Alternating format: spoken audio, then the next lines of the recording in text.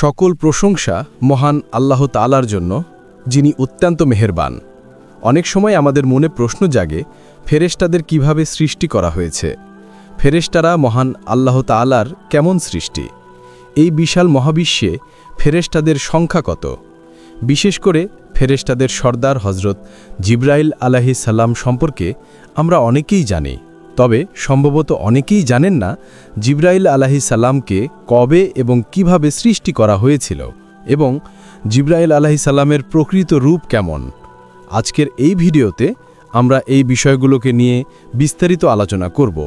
এছাড়াও নবী করিম সাল্লাল্লাহু আলাইহি ওয়াসাল্লামের ইন্তেকালের সময় জিবরাইল আলাইহিস সালাম কেন এসেছিলেন এই বিষয়টি নিয়েও আলোচনা করব।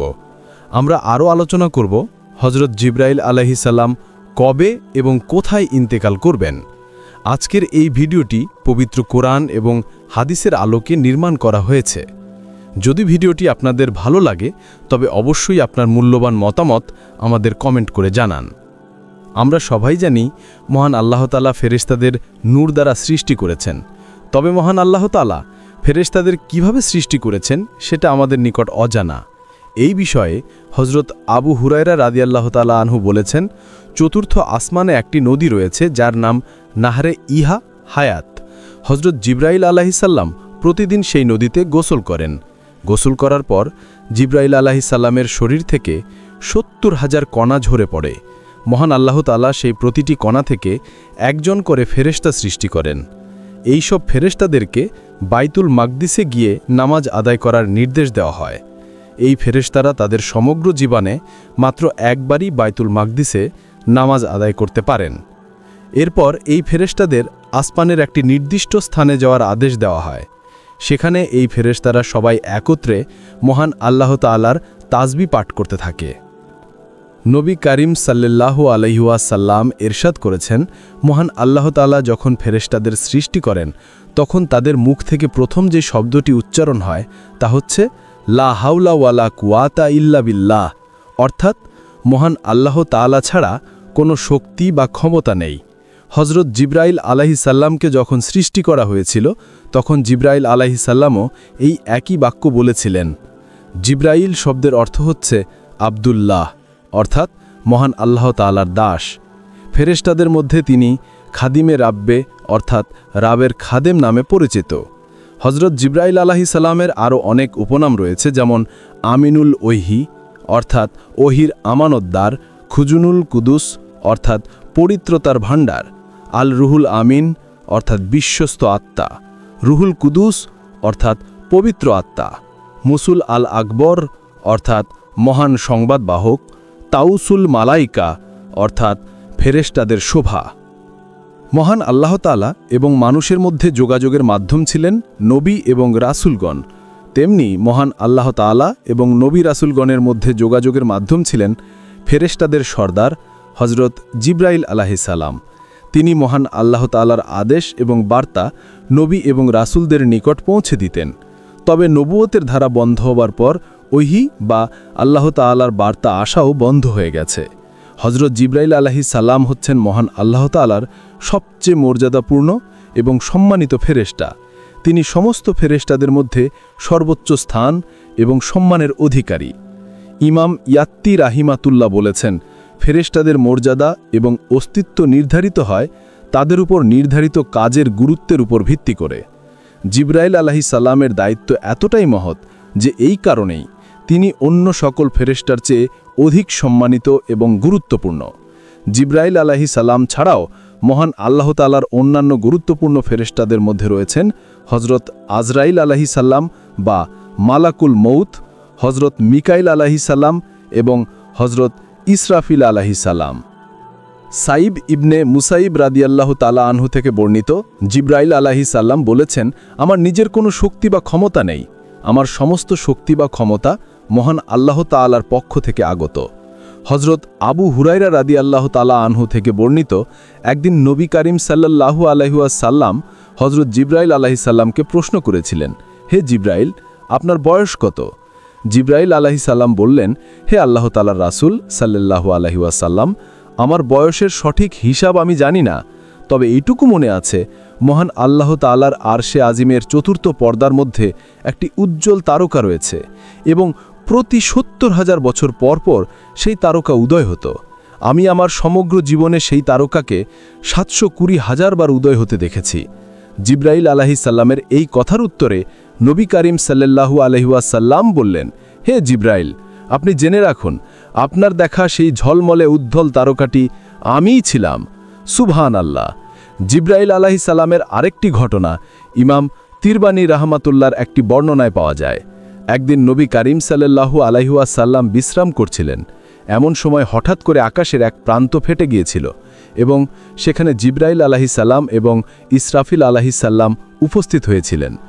জিব্রাইল আলাইহিস সালাম নবী করিম সাল্লাল্লাহু আলাইহি ওয়াসাল্লামকে বললেন, হে আল্লাহর রাসূল সাল্লাল্লাহু আলাইহি ওয়াসাল্লাম, আপনার প্রভু আপনাকে সালাম জানিয়েছেন এবং তিনি আপনাকে একটি সিদ্ধান্ত নেওয়ার সুযোগ দিয়েছেন। আপনি একজন নবী এবং বাদশাহ হতে চান নাকি একজন নবী ও দাস হতে চান? নবী করিম সাল্লাল্লাহু আলাইহি ওয়াসাল্লাম জিব্রাইল আলাইহিস সালামের এই কথায় গভীর চিন্তামগ্ন হয়ে পড়েছিলেন। তারপর তিনি বললেন, হে জিব্রাইল, আপনি আমাকে সিদ্ধান্ত নিতে বলছেন এবং সেই সঙ্গে আমি বুঝতে পেরেছি আপনি আমাকে পরামর্শও দিচ্ছেন।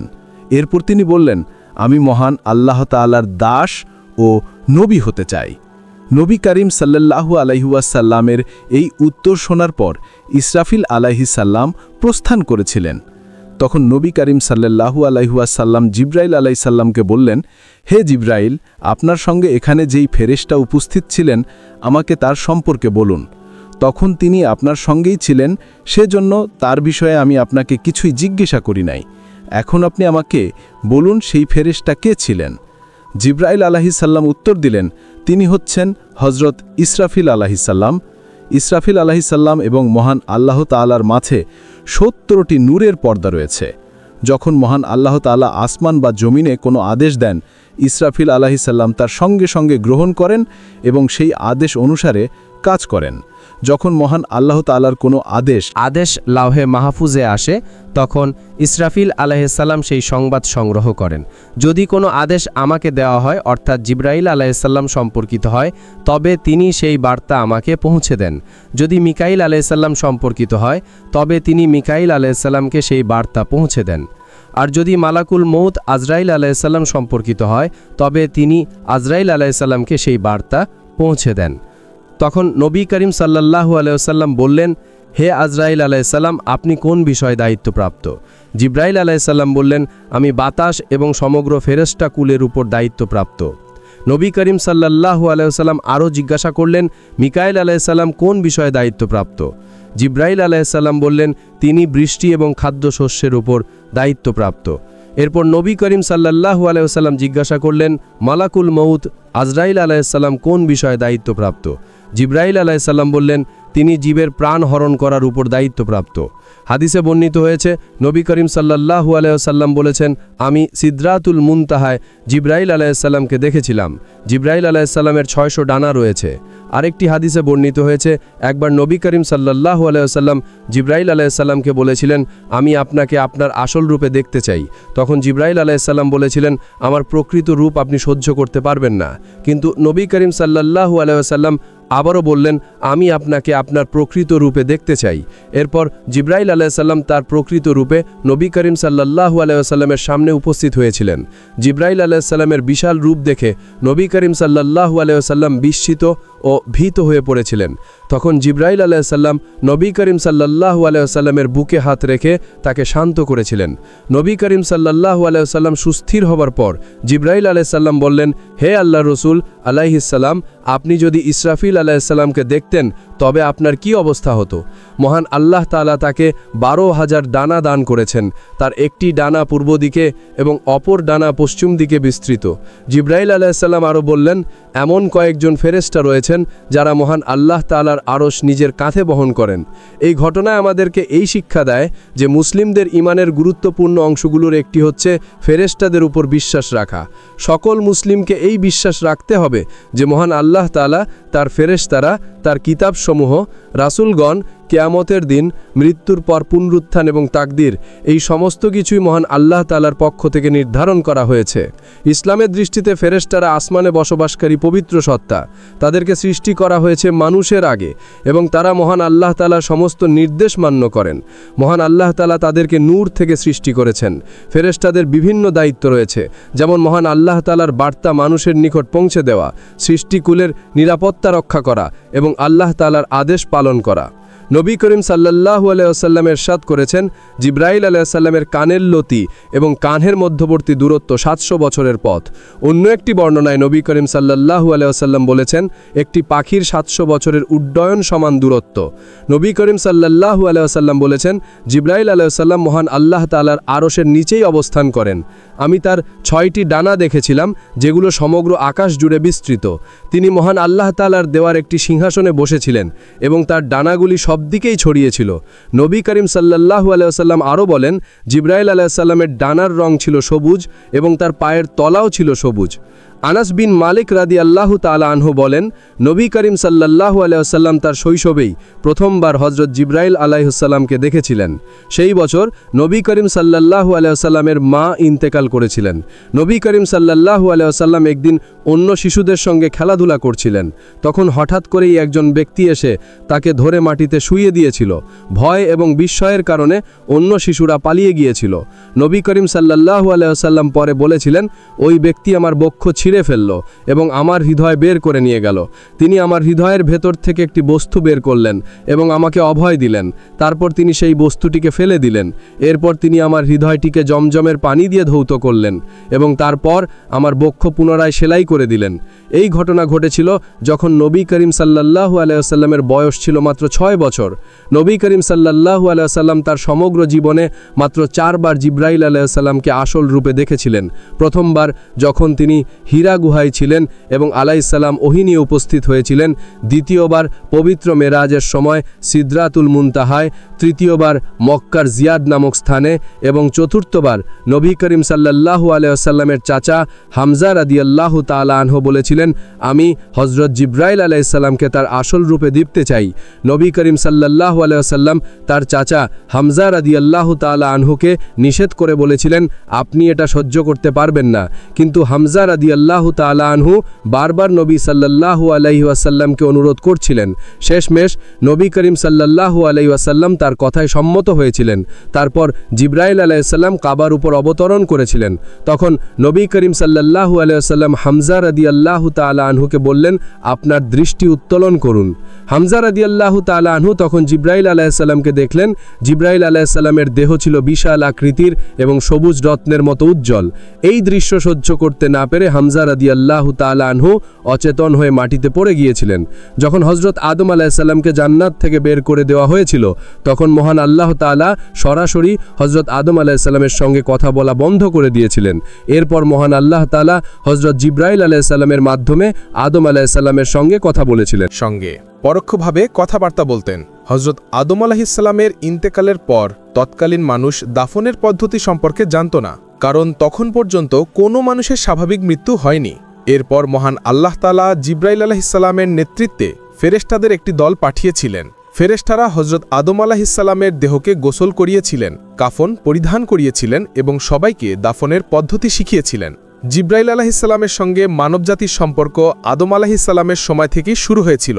সহিহ বুখারীর একটি হাদিসে নবী করিম সাল্লাল্লাহু আলাইহি ওয়াসাল্লাম বলেছেন, যখন বিবি হাজেরা আলাইহিস সালাম সাফা ও মারওয়া পাহাড়ের মাঝে দৌড়াচ্ছিলেন, তখন কোনো সাহায্যকারী ছিল না। তখন তিনি হঠাৎ একটি শব্দ শুনেছিলেন এবং তখন তিনি বললেন, যিনি এই শব্দ করেছেন তিনি সামনে আসুন, যদি কল্যাণকর কিছু থাকে তবে তা নিয়ে আসুন। এই সময় জিবরাইল আলাইহিস সালাম উপস্থিত হয়েছিলেন এবং তিনি ইসমাইল আলাইহিস সালামের গোড়ালি দিয়ে মাটিতে আঘাত করেছিলেন। সেই আঘাতের ফলে মাটি থেকে পানি বের হয়ে এসেছিল। যদি হাজেরা আলাইহিস সালাম কূপকে পাথর দিয়ে ঘিরে না ফেলতেন, তবে জমজম কূপের পানি সমগ্র পৃথিবীতে ছড়িয়ে পড়ত। বর্ণিত আছে, যখন ইব্রাহিম আলাইহিস সালাম এবং ইসমাইল আলাইহিস সালাম কাবা শরীফের নির্মাণ শেষ করেছিলেন, তখন ইব্রাহিম আলাইহিস সালাম মহান আল্লাহ তাআলার কাছে দোয়া করেছিলেন। তিনি বললেন, হে মহান আল্লাহ তাআলা, আমরা হজের নিয়ম জানি না, আমাদের শিখিয়ে দিন। নবী করিম সাল্লাল্লাহু আলাইহি ওয়াসাল্লাম বলেছেন, এরপর মহান আল্লাহ তাআলা জিবরাইল আলাইহিস সালামকে পাঠিয়েছিলেন।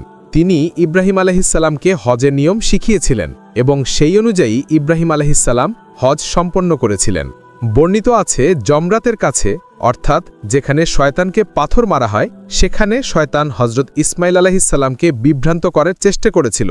তখন মহান আল্লাহ তাআলার আদেশে জিব্রাইল আলাইহিসসালাম ইসমাইল এবং ইব্রাহিম আলাইহিসসালামকে বলেছিলেন, আপনারা শয়তানকে পাথর নিক্ষেপ করুন। বর্তমান সময় মুসলিমরা হজের সময় এই পাথর নিক্ষেপ করার আমল পালন করে থাকেন। যখন হজরত ইউসুফ আলাইহিসসালামকে তার ভাইয়েরা হিংসার কারণে কূপে ফেলে দিয়েছিল, তখন জিব্রাইল আলাইহিসসালাম ইউসুফ আলাইহিসসালামকে কূপের ভেতরে রক্ষা করেছিলেন এবং কূপের গভীরে পড়া বা আঘাত পাওয়া থেকে রক্ষা করেছিলেন। বর্ণিত আছে হজরত লূত আলাইহিসসালামের নাফরমান জাতি এবং তাদের বিশাল শহরকে হজরত জিব্রাইল আলাইহিসসালাম তার ডানার একটি নখের আঘাতে ধ্বংস করে দিয়েছিলেন। জিব্রাইল আলাইহিসসালাম সেই শহরটিকে তার ডানার একটি নখ দিয়ে তুলে নিয়েছিলেন এবং মহান আল্লাহ তাআলার আদেশে সেটাকে উল্টে দিয়েছিলেন। ফলে সমগ্র জাতি ধ্বংস হয়েছিল। নবী করিম সাল্লাল্লাহু আলাইহি ওয়াসাল্লাম বলেছেন, একবার জিব্রাইল আলাইহিসসালাম তার সমস্ত ডানাগুলিকে ময়ূরের মতো বিস্তৃত করেছিলেন। তখন তার মাত্র একটি ডানায় সমগ্র আকাশ ঢেকে গিয়েছিল, এমনকি আকাশের সামান্য অংশ অবশিষ্ট ছিল না। নবী করিম সাল্লাল্লাহু আলাইহি ওয়াসাল্লাম দ্বিতীয়বার তাকে মেরাজের রাতে সিদরাতুল মুনতাহায় দেখেছিলেন। সেই সময় জিব্রাইল আলাইহিসসালামের 600 ডানা ছিল, যেগুলো মূল্যবান মুক্তা ও রত্ন দিয়ে সাজানো ছিল। জিব্রাইল আলাইহিসসালামের গতির ব্যাপারে ধারণা করাও অসম্ভব। আব্দুল্লাহ ইবনে আব্বাস রাদিয়াল্লাহু তাআলা আনহু থেকে বর্ণিত, নবী করিম সাল্লাল্লাহু আলাইহি ওয়াসাল্লাম বলেছেন, সকল ফেরেশতার মধ্যে শ্রেষ্ঠতর হচ্ছেন হজরত জিব্রাইল আলাইহিসসালাম।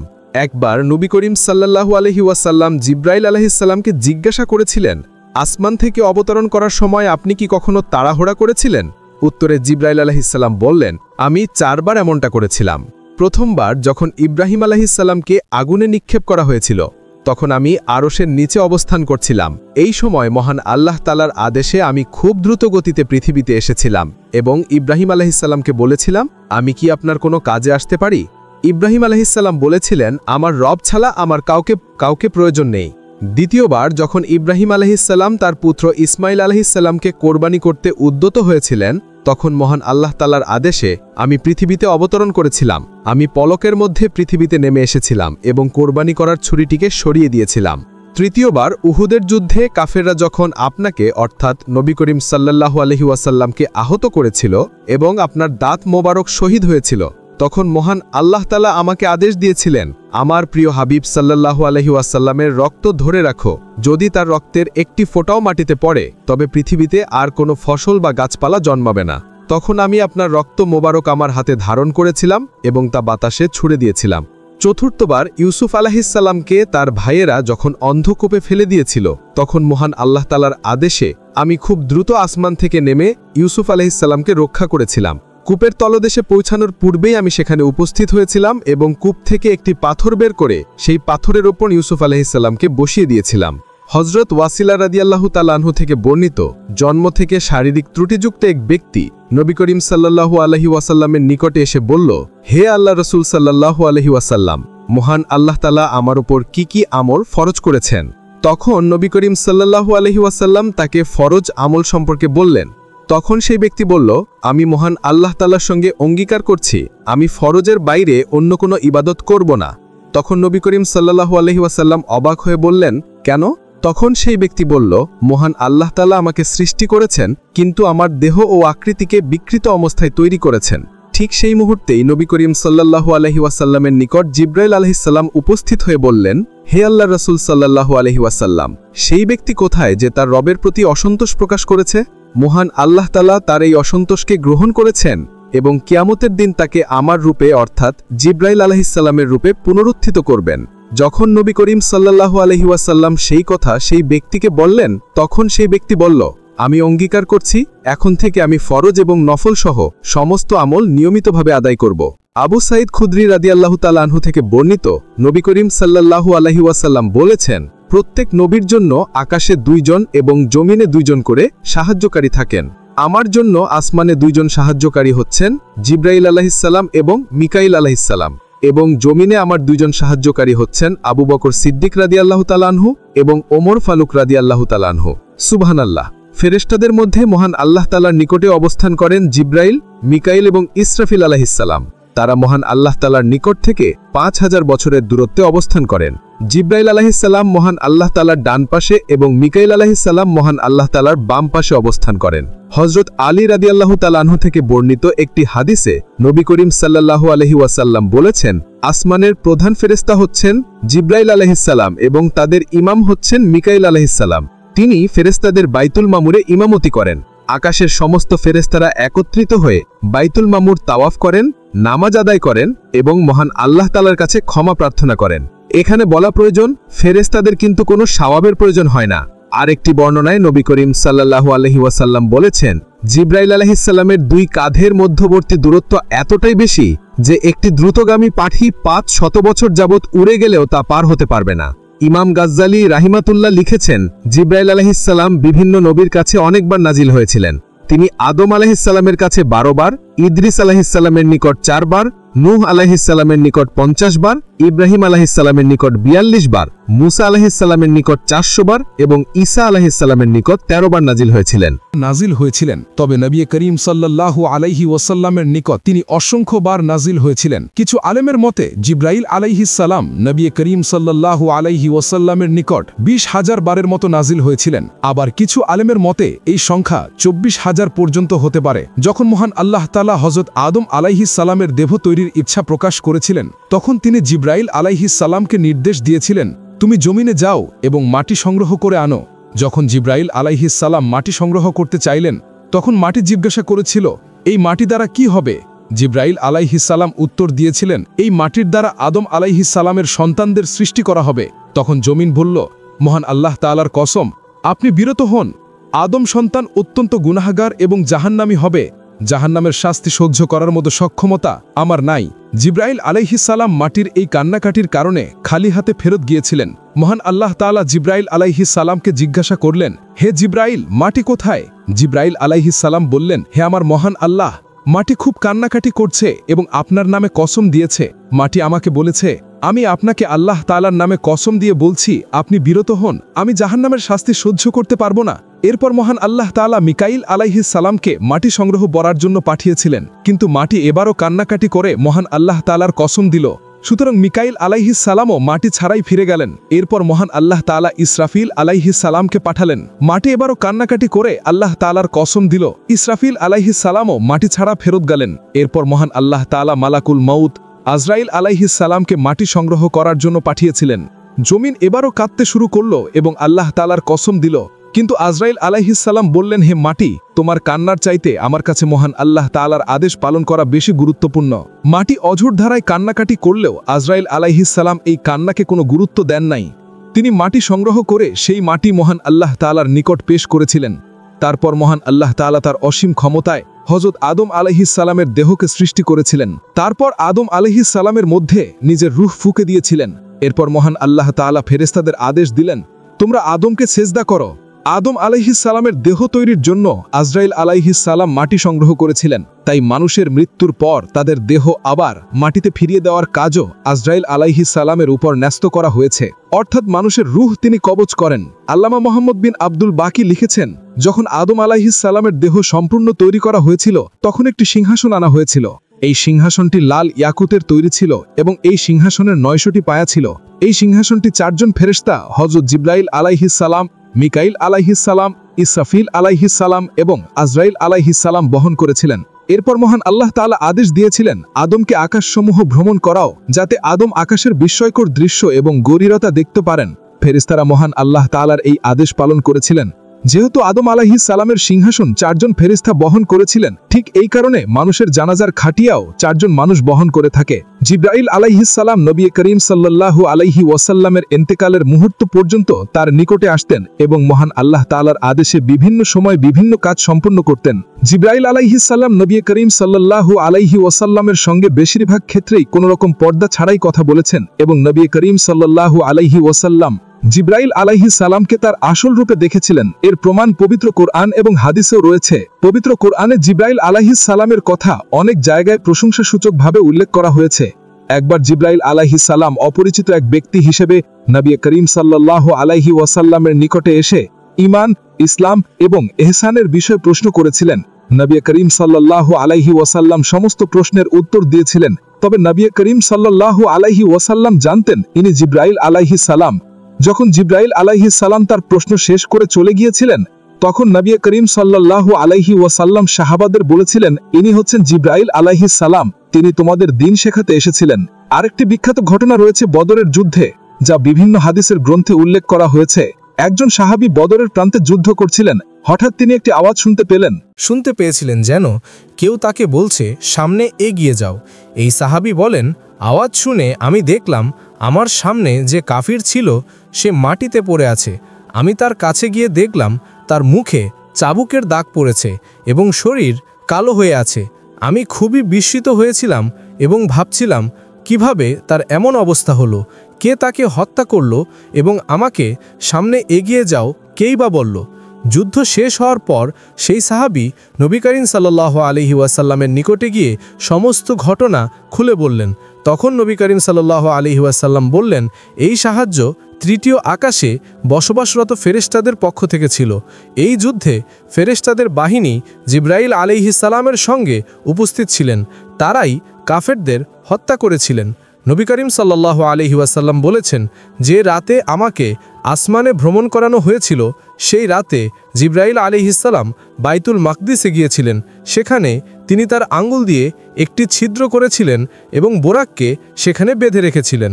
জিব্রাইল আলাইহিস সালাম হাজার বছর ধরে একটি বিশেষ মুহূর্তের অপেক্ষা করছিলেন, আর সেই মুহূর্তটি ছিল মেয়ারাজের রাতে নবী করিম সাল্লাল্লাহু আলাইহি ওয়াসাল্লামের সেবা করার সৌভাগ্য অর্জন করা। এই রাতে তিনি নবী করিম সাল্লাল্লাহু আলাইহি ওয়াসাল্লামের সঙ্গী হয়েছিলেন। মেয়ারাজের রাতে জিব্রাইল আলাইহিস সালাম নবী করিম সাল্লাল্লাহু আলাইহি ওয়াসাল্লামের নিকটে এসে বললেন, হে আল্লাহর রাসূল সাল্লাল্লাহু আলাইহি ওয়াসাল্লাম, আপনি বোরাকে সাওয়ার হন। এরপর নবী করিম সাল্লাল্লাহু আলাইহি ওয়াসাল্লাম বোরাকে সাওয়ার হয়েছিলেন এবং জিব্রাইল আলাইহিস সালাম তার সঙ্গী হয়েছিলেন। যাত্রাপথে নবী করিম সাল্লাল্লাহু আলাইহি ওয়াসাল্লামের তৃষ্ণা অনুভূত হয়েছিল এবং পানি পান করার প্রয়োজন হয়েছিল। তখন জিব্রাইল আলাইহিস সালাম দুটি পাত্র নবী করিম সাল্লাল্লাহু আলাইহি ওয়াসাল্লামের সামনে উপস্থাপন করেছিলেন। একটি পাত্রে ছিল দুধ এবং অন্য পাত্রে মদ ছিল। এটা ছিল মদ হারাম হবার আগের ঘটনা। দুটি পাত্র নবী করিম সাল্লাল্লাহু আলাইহি ওয়াসাল্লামের সামনে উপস্থাপন করা হলে তিনি দুধের পাত্র গ্রহণ করেছিলেন। তখন জিব্রাইল আলাইহিস সালাম বললেন, আপনি প্রকৃতিকে পছন্দ করেছেন। বর্ণিত আছে, কুফা ও মক্কার মুশরিকরা নবী করিম সাল্লাল্লাহু আলাইহি ওয়াসাল্লামকে হত্যা করার পরিকল্পনা করেছিল। তখন ইবলিস মানুষের রূপে এসে বলল, মুহাম্মদের রক্ষক স্বয়ং মহান আল্লাহ তাআলা, তোমরা তাকে হত্যা করতে পারবে না, তবে আমি তোমাদেরকে একটি পরামর্শ দিতে পারি। ইবলিস আবু জাহেলকে বলল, তুমি তোমার মূর্তিকে মুহাম্মদ সাল্লাল্লাহু আলাইহি ওয়াসাল্লামের সামনে রেখে সিজদা করবে। তখন মূর্তি হয়তো মুহাম্মদের সম্পর্কে খারাপ কথা বলবে, এতে মুহাম্মদ মিথ্যাবাদী প্রমাণিত হবে। আবু জাহেলের মূর্তি ছিল রত্ন দিয়ে সাজানো। আবু জাহেল মূর্তিটিকে নিয়ে নবী করিম সাল্লাল্লাহু আলাইহি ওয়াসাল্লামের সামনে সিজদা করল এবং বলল, হে আমার উপাস্য, আমি তোমাকে উপাসনা করি। এই মুহাম্মদ তোমাকে অস্বীকার করে এবং অপমান করে। এখন তুমি তাকে অপমান করো এবং আমাকে সন্তুষ্ট করো।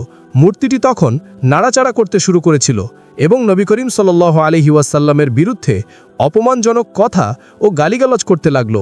এই ঘটনায় নবী করিম সাল্লাল্লাহু আলাইহি ওয়াসাল্লাম খুবই কষ্ট পেয়েছিলেন। তিনি কষ্ট ও বিষণ্ণতায় ভুগতে লাগলেন।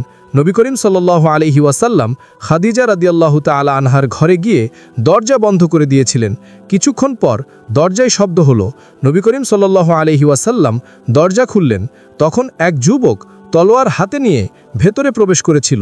এই ঘটনায় খাদিজা রাদিয়াল্লাহু তাআলা আনহা ভয় পেয়েছিলেন, কারণ ওই যুবকের হাতে তলোয়ার ছিল। যুবকটি নবী করিম সাল্লাল্লাহু আলাইহি ওয়াসাল্লামকে সালাম দিল। নবী করিম সাল্লাল্লাহু আলাইহি ওয়াসাল্লাম সালামের উত্তর দিয়ে বললেন, তুমি কে? যুবকটি বলল, হে আল্লাহ তাআলার রাসূল সাল্লাল্লাহু আলাইহি ওয়াসাল্লাম, আমি একজন জিন। আমি একটি সামুদ্রিক দ্বীপে বসবাস করি। জিব্রাইল আলাইহিস সালাম আমার নিকটে এসে বললেন, অমুক জিনকে হত্যা করো। সে আবু জাহেলের মূর্তিতে প্রবেশ করে নবী করিম সাল্লাল্লাহু আলাইহি ওয়াসাল্লামকে গালিগালাজ করেছে। এরপর জিব্রাইল আলাইহিস সালাম আমাকে একটি তলোয়ার দিলেন। আমি মক্কায় এসে ওই জিনের সন্ধান করতে লাগলাম, কিন্তু তাকে কোথাও খুঁজে পাচ্ছিলাম না। অনেক খোঁজাখুঁজির পর আমি সেই জিনকে হত্যা করতে সমর্থ হয়েছি এবং আপনার নিকট উপস্থিত হয়েছি। এরপর জিন বলল, হে আল্লাহর রাসূল সাল্লাল্লাহু আলাইহি ওয়াসাল্লাম, আপনি আগামীকাল আবারও হারাম শরীফে যাবেন। পরদিন নবী করিম সাল্লাল্লাহু আলাইহি ওয়াসাল্লাম আবারও হারাম শরীফে গিয়েছিলেন। সঙ্গে ছিলেন আবু বকর সিদ্দিক রাদিয়াল্লাহু তাআলা আনহু। আবু জাহাল আবারও মূর্তিটা নিয়ে এসে নবী করিম সাল্লাল্লাহু আলাইহি ওয়াসাল্লামের সামনে রাখল। সে মূর্তির সামনে সেজদা করে বলল, গতকালের মতো আজও মোহাম্মদকে গালিগালাজ করো। কিন্তু মূর্তি এবার বলল, আল্লাহ এক এবং অদ্বিতীয় এবং মোহাম্মদ হচ্ছেন মহান আল্লাহ তাআলার সত্য রাসূল। আমি মিথ্যা উপাস্য। যারা আল্লাহ তাআলাকে ছেড়ে আমার ইবাদত করছে তারা ক্ষতির মধ্যে রয়েছে। তাদের জন্য জাহান্নামের যন্ত্রণাদায়ক শাস্তি রয়েছে। মূর্তির এই কথা শুনে আবু জাহেল মূর্তিটিকে ভেঙে ফেলল এবং বলল, মুহাম্মদের জাদুর কারণেই আমার মূর্তির এই অবস্থা হয়েছে। মক্কা বিজয়ের পর হযরত আলী রাদিয়াল্লাহু তাআলা আনহু নবী করিম সাল্লাল্লাহু আলাইহি ওয়াসাল্লামের নিকটে এসে বললেন, হে আল্লাহর রাসূল সাল্লাল্লাহু আলাইহি ওয়াসাল্লাম, এবার কাবার ভেতরে রাখা মূর্তিগুলোকে ভেঙে ফেলুন। কিন্তু নবী করিম সাল্লাল্লাহু আলাইহি ওয়াসাল্লাম হযরত আলী রাদিয়াল্লাহু তাআলা আনহুকে মূর্তি ভাঙার নির্দেশ দিয়েছিলেন। হযরত আলী রাদিয়াল্লাহু তাআলা আনহু মূর্তিগুলোকে ভেঙে টুকরো টুকরো করেছিলেন। একদিন সালমান ফার্সি রাদিয়াল্লাহু তাআলা আনহু ইসলাম কবুলের জন্য নবী করিম সাল্লাল্লাহু আলাইহি ওয়াসাল্লামের নিকটে এসেছিলেন। তখন নবী করিম সাল্লাল্লাহু আলাইহি ওয়াসাল্লাম একজন ইহুদি ব্যবসায়ীকে দুভাষী হিসেবে ডেকে এনেছিলেন। সেই ইহুদি ব্যক্তি আরবি এবং ফার্সি দুই ভাষাতেই পারদর্শী ছিল। সালমান ফার্সি নবী করিম সাল্লাল্লাহু আলাইহি ওয়াসাল্লামের প্রশংসা করছিলেন, কিন্তু দুভাষী ইহুদি ব্যক্তি তার কথাগুলিকে বিকৃত করে নবী করিম সাল্লাল্লাহু আলাইহি ওয়াসাল্লামকে বললেন, হে মুহাম্মদ, এই ব্যক্তি আপনাকে অশ্লীল ভাষায় গালিগালাজ করছে। নবী করিম সাল্লাল্লাহু আলাইহি ওয়াসাল্লাম অবাক হয়ে বললেন, এই ব্যক্তি মাত্র ইরান থেকে এসেছে, সে কি কারণে আমার প্রতি এতটা অসন্তুষ্ট হলো? সে আমাকে কেনই বা গালিগালাজ করছে? ঠিক তখনই জিবরাইল আলাইহিসসালাম উপস্থিত হলেন এবং সালমান ফার্সির কথাগুলিকে আরবিতে অনুবাদ করে নবী করিম সাল্লাল্লাহু আলাইহি ওয়াসাল্লামের সামনে পেশ করেছিলেন। এরপর নবী করিম সাল্লাল্লাহু আলাইহি ওয়াসাল্লাম সালমান ফার্সির কথাগুলি ইহুদিকে বললেন। ইহুদি হতবাক হয়ে গিয়েছিল এবং বলল, আপনি যদি আগে থেকেই ফার্সি ভাষা জানেন তবে আমাকে কেন আমন্ত্রণ করেছেন? নবী করিম সাল্লাল্লাহু আলাইহি ওয়াসাল্লাম বললেন, আমাকে জিবরাইল আলাইহিসসালাম এই বিষয়ে সতর্ক করেছেন। ইহুদি তখন আরজ করল, হে আল্লাহর রাসূল সাল্লাল্লাহু আলাইহি ওয়াসাল্লাম, এর আগে আমি আপনার বিরুদ্ধে অপবাদ দিতাম, কিন্তু এখন আমি বিশ্বাস করছি আপনি মহান আল্লাহ তাআলার প্রকৃত রাসূল। আমি সাক্ষ্য দিচ্ছি আল্লাহ ছাড়া আর কোনো উপাস্য নেই এবং মুহাম্মদ সাল্লাল্লাহু আলাইহি ওয়াসাল্লাম মহান আল্লাহ তাআলার রাসূল। এরপর নবী করিম সাল্লাল্লাহু আলাইহি ওয়াসাল্লাম জিবরাইল আলাইহিসসালামকে বললেন, সালমানকে আরবি শেখাও। জিবরাইল আলাইহিসসালাম নবী করিম সাল্লাল্লাহু আলাইহি ওয়াসাল্লামকে বললেন, হে আল্লাহর রাসূল সাল্লাল্লাহু আলাইহি ওয়াসাল্লাম, আপনি সালমানকে বলুন চোখ বন্ধ করে মুখ খোলা রাখুক। সালমান ফার্সি রাদিয়াল্লাহু তাআলা আনহু সেটাই করলেন। এরপর জিবরাইল আলাইহিসসালাম সালমান ফার্সির জিহবায় নিজের আঙ্গুল ঘষে দিলেন। এরপর থেকেই সালমান ফার্সি রাদিয়াল্লাহু তাআলা আনহু স্পষ্ট ভাষায় আরবি বলতে শুরু করেছিলেন। আব্দুল্লাহ ইবনে আব্বাস রাদিয়াল্লাহু তাআলা আনহু থেকে বর্ণিত, একবার আবু জেহেল বলেছিল, হে কুরাইশ সম্প্রদায়, মোহাম্মদ আমাদের ধর্মের দোষ খুঁজে বের করছে, আমাদের পূর্বপুরুষদের নিন্দা করছে, আমাদেরকে নির্বোধ বলছে, আমাদের উপাস্যের গালিগালাজ করছে। আমি লাত এবং উজ্জার নামে কসম করে বলছি, আমি আগামীকাল একটি পাথর নিয়ে আসব। যখন মোহাম্মদ সেজদা করবে আমি সেই পাথর দিয়ে তার মাথা পূর্ণ করে ফেলব। এরপর বনু হাশিম গোত্র যা খুশি করুক। পরের দিন আবু জেহেল একটি পাথর নিয়ে অপেক্ষা করছিল এবং নবী করিম সাল্লাল্লাহু আলাইহি ওয়াসাল্লাম সেই সময় নামাজে দাঁড়িয়েছিলেন। নবী করিম সাল্লাল্লাহু আলাইহি ওয়াসাল্লাম যখন সেজদায় গিয়েছিলেন তখন আবু জেহেল পাথর হাতে নিয়ে নবী করিম সাল্লাল্লাহু আলাইহি ওয়াসাল্লামের দিকে এগিয়ে গিয়েছিল। তবে যখন আবু জেহেল নবী করিম সাল্লাল্লাহু আলাইহি ওয়াসাল্লামের নিকটে পৌঁছেছিল তখন হঠাৎ সে আতঙ্কিত হয়ে পিছিয়ে গিয়েছিল এবং তার মুখের রং ফ্যাকাশে হয়ে গিয়েছিল। সে ভয়ে কাঁপছিল। কুরাইশের লোকেরা আবু জেহেলকে জিজ্ঞাসা করল, তোমার কি হয়েছিল? আবু জেহেল বলল, যখন আমি পাথর নিয়ে মোহাম্মদের দিকে এগিয়ে গিয়েছিলাম তখন আমি একটি উট দেখতে পেলাম। সেই উটের ঘাড় এবং মাথা অনেক বড় ছিল এবং তার দাঁত ছিল অনেক লম্বা এবং সে আমাকে হত্যা করার জন্য প্রস্তুত ছিল। নবী করিম সাল্লাল্লাহু আলাইহি ওয়াসাল্লাম পরে সাহাবীদেরকে বলেছিলেন, এটা ছিলেন জিবরাইল আলাইহিসসালাম। যদি আবু জেহেল আমার নিকটে আসতো তবে জিবরাইল আলাইহিসসালাম তাকে হত্যা করে ফেলতেন। একদিন নবী করিম সাল্লাল্লাহু আলাইহি ওয়াসাল্লামের নিকট খবর পৌঁছালো আরবের কিছু গোত্র একত্রিত হয়ে সিদ্ধান্ত নিয়েছে তারা নবী করিম সাল্লাল্লাহু আলাইহি ওয়াসাল্লামকে হত্যা করবে। তারা 100 জনের একটি বাহিনী নিয়ে নবী করিম সাল্লাল্লাহু আলাইহি ওয়াসাল্লামকে হত্যার উদ্দেশ্যে যাত্রা করেছে। তখন নবী করিম সাল্লাল্লাহু আলাইহি ওয়াসাল্লামের সঙ্গে তার সাহাবাগণ ছিলেন। যখন দুশমনের বাহিনী নবী করিম সাল্লাল্লাহু আলাইহি ওয়াসাল্লামের বাহিনীকে দেখল, তখন তারা একটি পাহাড়ের চূড়ায় উঠে গিয়েছিল। এদিকে নবী করিম সাল্লাল্লাহু আলাইহি ওয়াসাল্লাম জি আমর নামক স্থানে পৌঁছে গিয়েছিলেন এবং সেখানে তার বাহিনীকে একত্রিত করেছিলেন। জি আমর এলাকায় প্রবল বৃষ্টিপাত শুরু হয়েছিল। নবী করিম সাল্লাল্লাহু আলাইহি ওয়াসাল্লাম কোনো একটি কাজে সেখান থেকে একটু দূরে চলে গিয়েছিলেন। ফলে নবী করিম সাল্লাল্লাহু আলাইহি ওয়াসাল্লামের কাপড় ভিজে গিয়েছিল। নবী করিম সাল্লাল্লাহু আলাইহি ওয়াসাল্লাম তার জামা খুলে একটি গাছের উপর ঝুলিয়ে দিয়েছিলেন যাতে পোশাক শুকিয়ে যায়। এরপর তিনি বৃক্ষটির নিচে শুয়ে পড়েছিলেন। এদিকে পাহাড়ের উপর থেকে শত্রুবাহিনীর লোকেরা নবী করিম সাল্লাল্লাহু আলাইহি ওয়াসাল্লামকে দেখতে লাগলো। তারা বলল, এটা আমাদের জন্য বিশাল একটা সুযোগ। মুহাম্মদ এখন একাকী অবস্থান করছেন। এখন যদি তার উপর হামলা করা হয় তবে কেউ তাকে সাহায্য করতে পারবে না। আমাদের উচিত এক্ষুনি মুহাম্মদকে হত্যা করে ফেলা। তখন শাশুর নামক এক ব্যক্তি তলোয়ার হাতে নবী করিম সাল্লাল্লাহু আলাইহি ওয়াসাল্লামের কাছে গিয়ে বলল, হে মুহাম্মদ, আমি তোমাকে হত্যা করব। নবী করিম সাল্লাল্লাহু আলাইহি ওয়াসাল্লাম শান্তভাবে বললেন, আমার রব আমার সঙ্গেই রয়েছেন। ঠিক তখনই জিবরাইল আলাইহিস সালাম উপস্থিত হয়ে শাশুরের বুকে আঘাত করেন এবং তাকে পেছনে ঠেলে দেন। ফলে শাশুরের হাত থেকে তলোয়ার পড়ে গিয়েছিল। নবী করিম সাল্লাল্লাহু আলাইহি ওয়াসাল্লাম তখন সেই তলোয়ারটি শাশুরকে ফিরিয়ে দিলেন। তখন শাশুর বললেন, আপনি আমার চেয়ে উত্তম। এরপর শাশুর তার দলের কাছে ফিরে গিয়েছিল। শাশুরের দলের লোকেরা শাশুরকে জিজ্ঞাসা করল, তোমার কি হয়েছিল? তুমি কি কারণে মুহাম্মদকে হত্যা করতে পারোনি? তোমার হাতে তলোয়ার ছিল। শাশুর বলল, মহান আল্লাহ তাআলার কসম, আমি উজ্জ্বল ত্বকের দীর্ঘদেহী একজন মানুষকে দেখেছি। তিনি আমার বুকে আঘাত করেছেন এবং আমি মাটিতে পড়ে গিয়েছিলাম। আমি তাকে চিনতে পেরেছি, তিনি একজন ফেরেশতা। আমি সাক্ষ্য দিচ্ছি যে আল্লাহ তাআলা ছাড়া আর কোনো মাবুদ নেই এবং মুহাম্মদ সাল্লাল্লাহু আলাইহি ওয়াসাল্লাম মহান আল্লাহ তাআলার সত্য রাসূল। এরপর সেই ব্যক্তি তার গোত্রকে ইসলাম কবুলের আহ্বান জানালো। সুবহানাল্লাহ। যখন সূরা লাহাব নাজিল হয়েছিল তখন আবু লাহাবের স্ত্রী উম্মে জামিল অর্থাৎ আওরা বিনতে হারব একটি পাথর নিয়ে নবী করিম সাল্লাল্লাহু আলাইহি ওয়াসাল্লামকে হত্যার উদ্দেশ্যে বের হয়েছিলেন। তখন নবী করিম সাল্লাল্লাহু আলাইহি ওয়াসাল্লাম হারাম শরীফে উপস্থিত ছিলেন এবং তার সঙ্গে ছিলেন আবু বকর সিদ্দিক রাদিয়াল্লাহু তাআলা আনহু। আবু বকর সিদ্দিক রাদিয়াল্লাহু তাআলা আনহু যখন উম্মে জামিলকে দেখতে পেলেন তখন তিনি নবী করিম সাল্লাল্লাহু আলাইহি ওয়াসাল্লামের কাছে গিয়ে বললেন, হে আল্লাহ তাআলার রাসূল সাল্লাল্লাহু আলাইহি ওয়াসাল্লাম, উম্মে জামিল আসছেন। তিনি খুবই তিক্ত ভাষায় কথা বলেন। যদি তিনি আপনাকে দেখেন তবে সমস্যা সৃষ্টি হতে পারে। নবী করিম সাল্লাল্লাহু আলাইহি ওয়াসাল্লাম উত্তরে বললেন, সে আমাকে কখনোই দেখতে পাবে না। এটা বলে তিনি কোরআন তেলাওয়াত শুরু করলেন। এই দিকে উম্মে জামিল আবু বকর সিদ্দিক রাদিয়াল্লাহু তাআলা আনহুর নিকটে আসলেন, কিন্তু তিনি নবী করিম সাল্লাল্লাহু আলাইহি ওয়াসাল্লামকে দেখতে পেলেন না। উম্মে জামিল বললেন, হে আবু বকর, আমি শুনতে পেয়েছি তোমার সঙ্গী মুহাম্মদ আমাকে এবং আমার স্বামী আবু লাহাবকে নিয়ে অপমানসূচক কবিতা রচনা করেছে। আবু বকর সিদ্দিক রাদিয়াল্লাহু তাআলা আনহু বললেন, মহান আল্লাহ তাআলার কসম, মুহাম্মদ সাল্লাল্লাহু আলাইহি ওয়াসাল্লাম কখনো কবিতা লেখেন না বা কবিতা আবৃত্তি করেন না। তিনি শুধুমাত্র মহান আল্লাহ তাআলার কালাম তেলাওয়াত করেন। এরপর নবী করিম সাল্লাল্লাহু আলাইহি ওয়াসাল্লাম আবু বকর সিদ্দিক রাদিয়াল্লাহু তাআলা আনহুকে জিজ্ঞাসা করলেন, তুমি উম্মে জামিলকে জিজ্ঞাসা করো সে আমাকে দেখতে পাচ্ছে কিনা। সে কখনোই আমাকে দেখতে পাবে না, কারণ তার এবং আমার মধ্যে একটি পর্দার সৃষ্টি করা হয়েছে। তখন আবু বকর সিদ্দিক রাদিয়াল্লাহু তাআলা আনহু উম্মে জামিলকে জিজ্ঞাসা করলেন, তুমি কি আমার পাশে নবী করিম সাল্লাল্লাহু আলাইহি ওয়াসাল্লামকে দেখতে পাচ্ছ? উম্মে জামিল বলল, তুমি কি আমার সঙ্গে ঠাট্টা করছো? লাত ও উজ্জার কসম, আমি আমার পাশে কাউকে দেখছি না।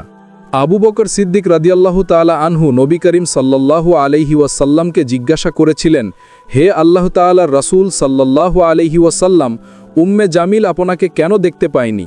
নবী করিম সাল্লাল্লাহু আলাইহি ওয়াসাল্লাম বলেছিলেন, আমার এবং উম্মে জামিলের মধ্যে পর্দা হিসাবে জিবরাইল আলাইহিস সালাম দাঁড়িয়েছিলেন। নবী করিম সাল্লাল্লাহু আলাইহি ওয়াসাল্লামের ইন্তেকালের 3 দিন আগে জিবরাইল আলাইহিস সালাম নবী করিম সাল্লাল্লাহু আলাইহি ওয়াসাল্লামের খোঁজ খবর নিতে এবং তার সেবা করতে উপস্থিত হয়েছিলেন। জিবরাইল আলাইহিস সালাম বললেন, হে আল্লাহ তাআলার রাসূল সাল্লাল্লাহু আলাইহি ওয়াসাল্লাম, মহান আল্লাহ তাআলা আমাকে আপনার সেবা করার জন্য পাঠিয়েছেন। হে আল্লাহ তাআলার রাসূল, আপনি কেমন অনুভব করছেন এবং আপনার অবস্থা কি? নবী করিম সাল্লাল্লাহু আলাইহি ওয়াসাল্লাম উত্তর দিয়েছিলেন, আমি ক্লান্ত এবং কষ্ট অনুভব করছি। দ্বিতীয় দিনও জিবরাইল আলাইহিস সালাম একই প্রশ্ন নিয়ে উপস্থিত হয়েছিলেন এবং নবী করিম সাল্লাল্লাহু আলাইহি ওয়াসাল্লাম একই উত্তর দিয়েছিলেন। তৃতীয় দিন জিবরাইল আলাইহিস সালাম এবং ইসরাফিল আলাইহিস সালাম নবী করিম সাল্লাল্লাহু আলাইহি ওয়াসাল্লামের নিকটে এসেছিলেন এবং তাদের সঙ্গে ছিলেন এমন এমন একজন ফেরেশতা যিনি সর্বদা বাতাসে অবস্থান করেন এবং তিনি এর আগে কখনো মাটিতে বা আকাশে অবতরণ করেন নাই। প্রথমে জিব্রাইল আলাইহিসসালাম আবারও নবী করিম সাল্লাল্লাহু আলাইহি ওয়াসাল্লামের কাছে এসে বললেন, হে আল্লাহ তাআলার রাসূল সাল্লাল্লাহু আলাইহি ওয়াসাল্লাম, আজ আপনি কেমন অনুভব করছেন? নবী করিম সাল্লাল্লাহু আলাইহি ওয়াসাল্লাম আবারও বললেন, আমি ক্লান্ত এবং কষ্ট অনুভব করছি। নবী করিম সাল্লাল্লাহু আলাইহি ওয়াসাল্লামের ইন্তেকালের দিন নবী করিম সাল্লাল্লাহু আলাইহি ওয়াসাল্লাম জিব্রাইল আলাইহিসসালামের সঙ্গে ইসরাফিল আলাইহিসসালামকেও দেখেছিলেন। তখন জিব্রাইল আলাইহিসসালাম বললেন, মহান আল্লাহ তাআলা আপনার সঙ্গে সাক্ষাতের অপেক্ষায় রয়েছেন। এরপর মালাকুল মউত দরজায় এসে প্রবেশের অনুমতি চাইলেন। তখন জিব্রাইল আলাইহিসসালাম বললেন, হে আল্লাহ তাআলার রাসূল সাল্লাল্লাহু আলাইহি ওয়াসাল্লাম, মালাকুল মউত আপনার কাছে প্রবেশের অনুমতি চাইছেন। তখন মালাকুল মউত বললেন, আমি কখনোই কারো নিকট থেকে অনুমতি চাইনি এবং আপনার পরে আর কখনো কারো নিকট থেকে অনুমতি চাইব না। নবী করিম সাল্লাল্লাহু আলাইহি ওয়াসাল্লাম জিব্রাইল আলাইহিসসালামকে বললেন, মালাকুল মউতকে ভেতরে আসার অনুমতি দিন। মালাকুল মউত ঘরে প্রবেশ করে নবী করিম সাল্লাল্লাহু আলাইহি ওয়াসাল্লামের সামনে দাঁড়িয়ে বললেন, মহান আল্লাহ তাআলা আমাকে আপনার নিকটে পাঠিয়েছেন এবং আদেশ করেছেন আমি আপনার অনুমতি ছাড়া যেন আপনার রূহ কবজ না করি। যদি আপনি অনুমতি দেন তবে আপনার রূহ কবজ করব, আর যদি আপনি অনুমতি না দেন তবে আমি রূহ কবজ করব না। নবী করিম সাল্লাল্লাহু আলাইহি ওয়াসাল্লাম মালাকুল মউতকে জিজ্ঞাসা করলেন, মহান আল্লাহ তাআলা কি আপনাকে এইভাবেই আদেশ করেছেন? মালাকুল মউত বললেন, মহান আল্লাহ তাআলা আমাকে এইভাবেই আদেশ করেছেন। তখন নবী করিম সাল্লাল্লাহু আলাইহি ওয়াসাল্লাম বললেন, হে মালাকুল মউত, মহান আল্লাহ তাআলা আপনাকে যে আদেশ করেছেন আপনি সেটাই সম্পন্ন করুন।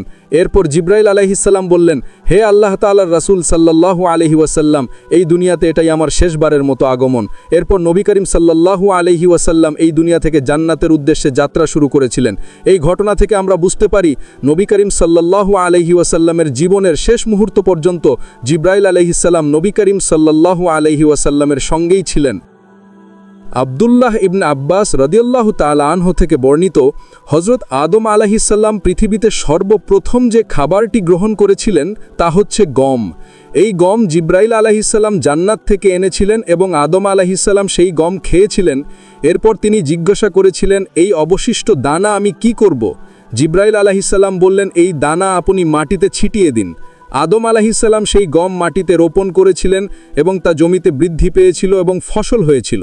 এরপর আদম আলাইহিসসালাম সেই ফসল কেটেছিলেন, গম থেকে ভুসি আলাদা করেছিলেন, তারপর সেই গম দিয়ে আটা তৈরি করেছিলেন এবং রুটি তৈরি করে খেয়েছিলেন। তবে এই কাজ করতে আদম আলাইহিসসালামকে অনেক পরিশ্রম করতে হয়েছিল। একবার নমরুদের সময় তীব্র খরা দেখা দিয়েছিল। তখন নমরুদ তার অনুসারীদের মধ্যে শস্য বিতরণ শুরু করেছিল। যদি কেউ তার নিকট থেকে শস্য সংগ্রহ করতে আসতো তখন নমরুদ তাকে একটি প্রশ্ন করত। প্রশ্নটি হচ্ছে, তোমার রব কে? যদি কেউ উত্তর দিত, আপনি আমার রব, তখন নমরুদ তাকে শস্য দিত। ওই সময়ে একদিন ইব্রাহিম আলাইহিসসালাম শস্যের জন্য নমরুদের নিকটে গিয়েছিলেন। নমরুদ ইব্রাহিম আলাইহিসসালামকে একই প্রশ্ন করেছিল।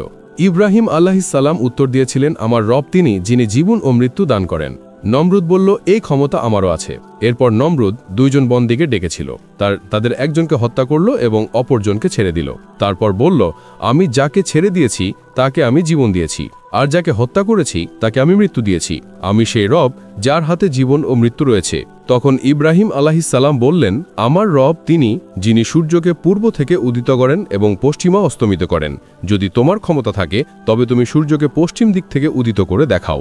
এই কথায় নমরুদ ক্ষিপ্ত হয়ে বলল, তোমার জন্য আমার কাছে কোনো শস্য নেই, তুমি সেই রবের কাছে শস্য চাও, তুমি যার ইবাদত করো। এরপর ইব্রাহিম আলাইহিসসালাম নমরুদের দরবার থেকে বিদায় নিয়ে একটি বালির পাহাড়ের পাশ দিয়ে যাচ্ছিলেন। সেখান থেকে তিনি একটি বস্তা বালুর দ্বারা ভরে নিয়েছিলেন এবং সেই বালি নিয়ে বাড়িতে ফিরে এসেছিলেন। বস্তাটি খুলে তিনি ঘুমিয়ে পড়েছিলেন। ইব্রাহিম আলাইহিসসালামের স্ত্রী সারা আলাইহিসসালাম বস্তাটি খুলে দেখলেন সেখানে উৎকৃষ্ট মানের গম রয়েছে। তিনি তৎক্ষণাৎ সেই গম দিয়ে রুটি তৈরি করেছিলেন। যখন ইব্রাহিম আলাইহিসসালাম ঘুম থেকে জাগলেন তাকে খাবার পরিবেশন করা হয়েছিল। তিনি বললেন, এই গম কোথায় পেলে? সারা আলাইহিসসালাম উত্তর দিলেন, এটা ওই বস্তা থেকে নেওয়া হয়েছে। তখন ইব্রাহিম আলাইহিসসালাম বুঝতে পেরেছিলেন মহান আল্লাহ তাআলা জিব্রাইল আলাইহিসসালাম এর মাধ্যমে তার জন্য এই খাদ্য পাঠিয়েছেন। এছাড়াও জিব্রাইল আলাইহিসসালামের একটি বিখ্যাত ঘটনা মুসা আলাইহিসসালামের যুগের সঙ্গে সম্পর্কিত। ঘটনাটি এই রকম, মুসা আলাইহিসসালাম তাওরাত কিতাব গ্রহণ করার জন্য তুর পাহাড়ে গিয়েছিলেন। যখন মুসা আলাইহিসসালাম তুর পাহাড়ে গিয়েছিলেন তখন সামেরি নামক এক ব্যক্তি বনি ইসরায়েল জাতিকে বিভ্রান্ত করে ফেলেছিল। সামেরি স্বর্ণ গলিয়ে একটি বাছুর বা গরু তৈরি করেছিল। সেই গরুর ভিতরে কিছু ছিদ্র তৈরি করা হয়েছিল যাতে বাতাস ঢুকলে শব্দের সৃষ্টি হতো। আশ্চর্য ব্যাপার হচ্ছে সামেরির তৈরি করা সেই গরু অদ্ভুত শব্দ করত এবং ডান করত। যখন গরুটি শব্দ করত তখন বনি ইসরায়েলের লোকেরা সেই বাছুরকে তাদের উপাস্য হিসেবে গ্রহণ করেছিল এবং তারা এই গরুর পূজা করতে শুরু করেছিল। এইভাবে সামেরি সমগ্র বনি ইসরায়েল জাতিকে ভয়াবহভাবে পথভ্রষ্ট করেছিল। যদিও সেই সময় বনি ইসরায়েল জাতির মধ্যে দুইজন নবীও উপস্থিত ছিলেন। যখন মুসা আলাইহিস সালাম তুর পাহাড় থেকে ফিরে এসে বনি ইসরায়েলকে বাছুর পূজা করতে দেখলেন তখন তিনি প্রচণ্ড রেগে গিয়েছিলেন। তিনি নিজের ভাই হারুন আলাইহিস সালামকে ক্ষুব্ধ কণ্ঠে প্রশ্ন করেছিলেন, কেন তুমি বনি ইসরায়েলকে এই কর্ম থেকে দূরে রাখতে পারোনি? আর যদি বিরত নাই রাখতে পারো তবে তুর পাহাড়ে গিয়ে আমাকে কেন খবর দাওনি? এরপর মুসা আলাইহিস সালাম সামেরির দিকে নজর দিয়েছিলেন। সামেরি বলল, আমি এমন কিছু দেখেছিলাম যা অন্য কেউ দেখেনি। আমি জিব্রাইল আলাইহিস সালামকে ঘোড়ায় শোয়ার অবস্থায় দেখেছিলাম। যখন জিব্রাইল আলাইহিস সালাম চলে গিয়েছিলেন তখন আমি ঘোড়ার খুরের মাটি সংগ্রহ করেছিলাম এবং সেই মাটি আমি সোনা দিয়ে তৈরি করা বাছুরের মধ্যে ঢুকিয়ে দিয়েছিলাম। এই কারণে সেই বাছুর শব্দ করতে শুরু করেছিল। এরপর হজরত মুসা আলাইহিস সালাম সামেরিকে শাস্তিস্বরূপ সামাজিকভাবে সম্পূর্ণ বিচ্ছিন্ন করে ফেলেছিলেন। মুসা আলাইহিস সালাম বলেছিলেন, দূর হয়ে যাও, তোমার শাস্তি হবে এই, সারা জীবন তুমি কাউকে ছুঁতে পারবে না এবং কেউ তোমাকে ছুঁতে পারবে না। তোমার সঙ্গে যে কোনো রকম সম্পর্ক স্থাপন করা ইসরায়েলের জন্য নিষিদ্ধ থাকবে। এরপর সামেরিতে সমগ্র জীবন কষ্টকর শাস্তির মধ্যে কাটিয়েছিল।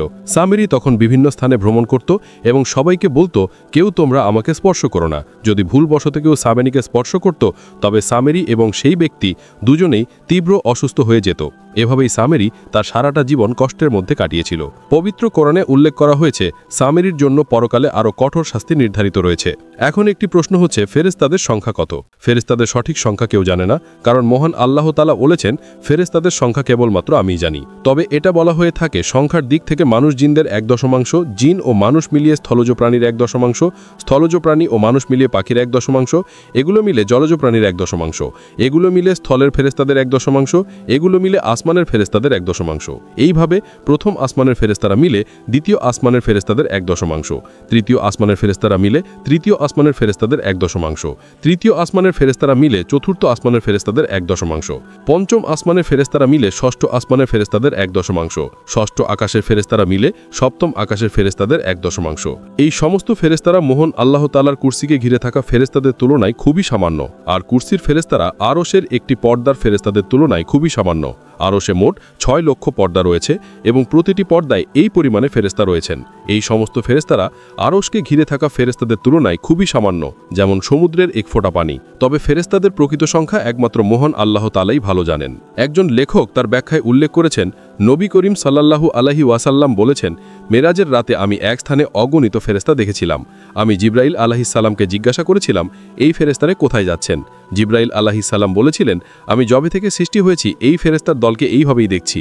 আমি জানি না তারা কোথায় যায়, তবে যেই সব ফেরেশতা একবার চলে যায় তারা আর ফিরে আসে না। নবী করিম সাল্লাল্লাহু আলাইহি ওয়াসাল্লাম বললেন, তবে চলুন তাদেরকেই জিজ্ঞাসা করি। এরপর এক ফেরেশতাকে প্রশ্ন করা হলো, আপনার বয়স কত?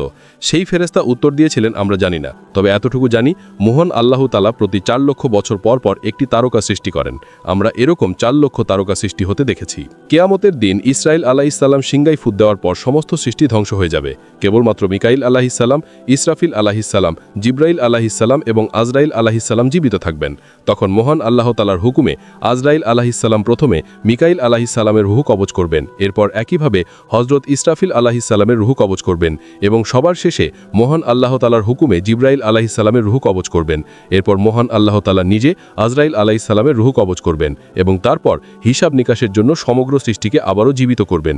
আমাদের দোয়া হলো কিয়ামতের দিন মহান আল্লাহ তাআলা আমাদের উপর তার রহমত বর্ষণ করুন, আমিন।